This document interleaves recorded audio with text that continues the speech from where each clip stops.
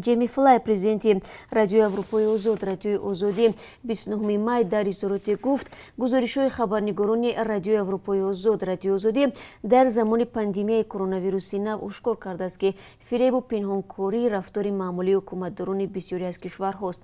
ҷейми Флай мегӯяд, ҳар қадар пандемия идома кунад, ҳамон қадар бештар мебинем ки ғаризаи махфӣ нигоҳ доштан ва дуруғпароканӣ дар кишварҳое ки дар он ҷо кор мекунем боқӣ мемонад. ҳатто сироят бештар мешавад ва таҳдид ба сиҳати омма меафзояд. Флай афзуд, мухотобон дар Русияу Қазоқистон, Тоҷикистону Эрон ва ҷойҳои дигар ҳамвора мегӯянд ки гузоришҳои мо барои дар амон мондани мардум кӯмак мекунанд. ҳамчунин иттилоотеро медиҳанд ки ба онҳо кӯмак мекунад то аз ҳукуматҳо андешидани чора ва посухгӯиро талаб намоянд. ҷейми Флай гуфт, бахши тоҷикии Радиои Озодӣ дар ҳоле ки умури боварбахш аз тарафи ҳукумат вуҷуд надорад, феҳристи мустақили қурбониёни COVID-19-ро тартиб медиҳад. Ба қавли президенти Радиои Аврупои Озод Радиои Озодӣ, ин шабу рӯз саҳифаҳои таблиғгари рӯ ба ҳукумат бо нашри аксҳои сохта ва суханҳои тавҳиномез дар фейсбук ба кормандони бахши тоҷикии Радиои Озодӣ ҳамла мекунанд.